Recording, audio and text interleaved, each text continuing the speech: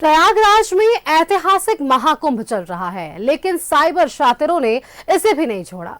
कुंभ में hotel booking, railway ticket, स्नान के नाम पर ऑनलाइन ठगी की जा रही है। जमशेदपुर में भी कई लोग इसके शिकार बन चुके हैं। पहले रिपोर्ट देखिए, फिर चर्चा बढ़ाते हैं। साइबर ठग अब महाकुंभ जाने वाले श्रद्धालुओं को अपना शिकार बना रही है।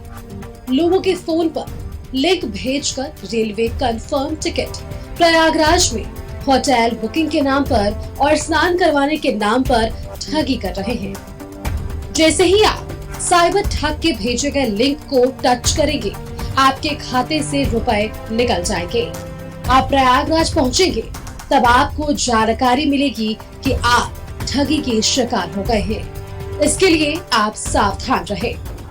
कि कोई आपका टिकट कंफर्म करा सकता है कुंभ का, या होटल बुकिंग करा सकता है, या दर्शन शीघ्र करा सकता है।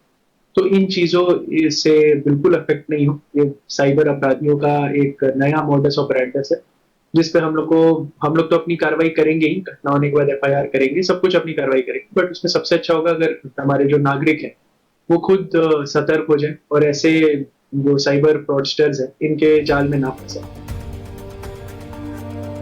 टाटानगर रेलवे के एआरएम ने साफ कहा कि अन्य ट्रेनों के साथ साथ सप्ताह में एक स्पेशल ट्रेन प्रयागराज के लिए चलाया जा रहा है।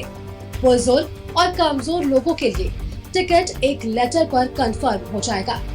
किसी भी अनजाने लोगों के फेर में ना पड़े कि आपका टिकट कंफर्म करा देगा। यहाँ से यात्री स्पेशल चला रहे हैं। हर संडे नाइट को 20:55 पे चलती है और वो केवल स्पेशली कुंभ के लिए ही चल रही है, यात्रियों ताकि सुगमता से जा सके।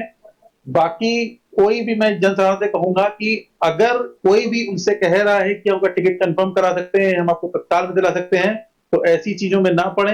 किसी को या कोई मरीज है वो अपने पेपर जमा कराकर बहुत ही आसानी से अपना टिकट कंफर्म करा सकता है, जो हमेशा होता रहा है। लोगों ने जिला प्रशासन से अपील की है कि अगर किसी भी श्रद्धालुओं से ठगी होती है तो जिला प्रशासन इसे गंभीरता से ले और उन साइबर अपराधियों पर कड़ी कार्रवाई करे। मैं जिला प्रशासन से और खास करके साइबर सेल से यह आग्रह और निवेदन करना चाहता हूं कि ऐसे व्यक्ति, ऐसे नास्तिक मनोवैज्ञानिकों को जल्द ही उन पर कानूनी कार्रवाई करनी चाहिए, उनको धरपकड़ करना चाहिए और जनता के सामने उनको बेनकाब करना चाहिए कि किस प्रकार वो लोग आस्था के साथ खिलवाड़ करें। सब एक समान ही बिहेव हो रहा है सबके साथ। यहाँ VIP treatment, common man treatment वैसा कुछ भी नहीं है, सब एक समान ही है। डिजिटल दौर के ये साइबर ठग काफी हाईटेक हो गए हैं। अब इन्होंने धर्म को भी नहीं छोड़ा है। ऐसे में सतर्कता ही बचाव है। जमशेदपुर से न्यूज़ 11 भारत के लिए प्रभात की रिपोर्ट।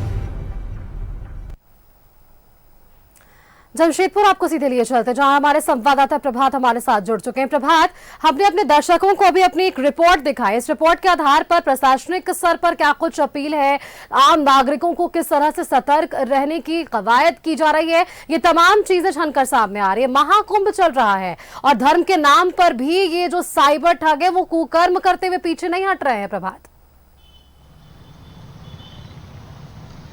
बिल्कुल सुस्मिता, देखिए 144 साल के बाद महाकुंभ का आयोजन प्रयागराज में चल रहा है और महाकुंभ जाने के लिए जमशेदपुर से भी कई हजार श्रद्धालु यहाँ से जा रहे हैं। और ऐसे में जो साइबर ठग है वो अपना करतूत नहीं छोड़ रहे, क्योंकि साइबर ठग तो अमूमन ऐसे करते ही हैं। लेकिन इस कुंभ मेले में जाने के लिए में बस टिकट बुकिंग कराने के नाम पर, रेलवे टिकट बुकिंग कराने के नाम पर, होटल बुकिंग कराने के नाम पर लिंक भेजा जा रहा है लोगों के बीच में, और वो लिंक क्लिक करते ही साइबर ठग उनके पैसे निकाल लेते हैं। तो जिला प्रशासन ने पिछले दिनों एक बैठक की थी और रेलवे प्रशासन ने भी आगाह किया है लोगों को कि ऐसे कोई भी लिंक अगर आपको आता है तो इस लिंक के चक्कर में ना पड़े, क्योंकि रेलवे प्रशासन ने प्रयागराज जाने के लिए एक स्पेशल ट्रेन चला रही है जो हर रविवार को जमशेदपुर से खुलती है। और उन्होंने साफ कहा, जो एआरएम है, कि अगर आपको टिकट की अगर कोई दिक्कत होती है, बुजुर्ग को दिक्कत हो रही है, तो आप मेरे पास एक आवेदन दें। एआरएम के ऑफिस में 24 घंटा में रहता हूँ, एक आवेदन दें और आपकी टिकट को कन्फर्म कराना मेरा जिम्मेवारी है। ऐसे जो साइबर ठग है जिनके द्वारा इस तरीके से लिंक भेजा जा रहा है, उस लिंक को क्लिक ना करें, उसके चक्कर में ना पड़े।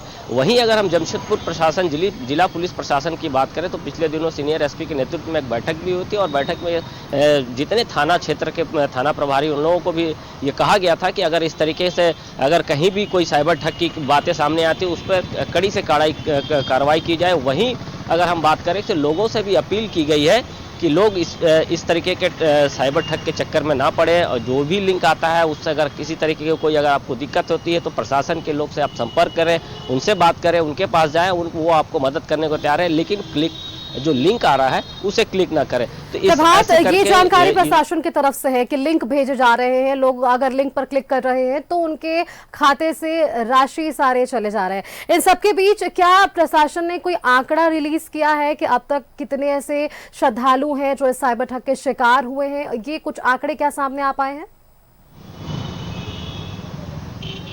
बिल्कुल, देखिए जिला प्रशासन ने पिछले दिनों ये आंकड़े दिए थे, लगभग 38 लोगों को इस तरीके का ठगी करने का शिकार बनाने की कोशिश की गई थी, लेकिन कुछ लोग उसमें ठगे भी गए हैं, लेकिन कुछ लोगों ने अपनी समझदारी दिखाई और लिंक को खोला नहीं, जिसके चलते वो उनकी पैसे तो बच गए। लेकिन प्रशासन ने बार बार लोगों से यही आग्रह कर रहा है कि लोग आप इस तरीके के चक्कर में ना पड़े, चाहे अभी प्रयागराज की बात हो या अन्य समय की बात हो, कभी भी कोई भी लिंक अगर आपको कहीं से आता है तो उस लिंक को क्लिक ना करें। पहले आप अपने जो जानकार है उससे संपर्क कर ले या फिर प्रशासन के पास जाके संपर्क करें। प्रशासन ने भी एक टोल फ्री नंबर जारी कर रखा है कि अगर आपको साइबर ठग का किसी तरह का लिंक आता है तो इस नंबर पर आप संपर्क करें ताकि आपको मदद पहुंचाया जा सके।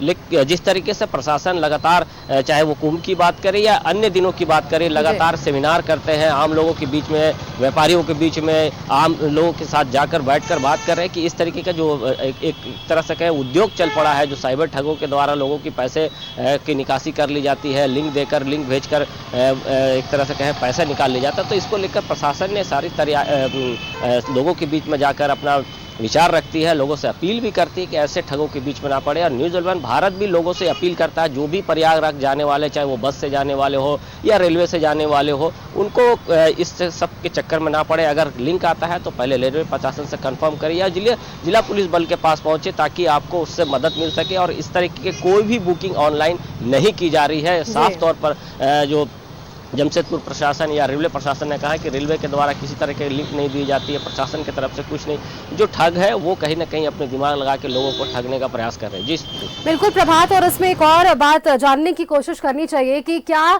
सिर्फ लिंक के जरिए ही ये ठगी कर रहे हैं या फोन कॉल्स कर रहे हैं, मैसेजेस भेज रहे हैं? बहुत सारे पैतरा ये अपना सकते हैं। और क्योंकि जब श्रद्धा की बात आती है तो श्रद्धालुओं का एक अलग जुड़ाव हो जाता है और यहाँ जब महाकुंभ की बात है तो लोग विशेष इस पर ध्यान दे रहे हैं। शायद यही कारण है कि यहां आम नागरिकों से सतर्कता बरतने की अपील प्रशासन की तरफ से भी है। बहुत बहुत धन्यवाद आपका प्रभात, हमारे साथ जुड़ने के लिए, तमाम जानकारियां हमारे दर्शकों के साथ साझा करने के लिए। कि फिलहाल अगर आंकड़ों की बात करें तो अब तक कुल ऐसे 38 मामले जरूर सामने आए हैं जो आंकड़ों में है, लेकिन ऐसे कई मामले होंगे जो सामने जरूर आए हैं। सतर्कता बरतने की जरूरत है और न्यूज़ 11 भारत भी अपने दर्शकों से यही अपील करता है कि अगर ऐसे लिंक, ऐसे मैसेजेस और या आपके पास ऐसे कॉल्स आते हैं तो इसे ना लें।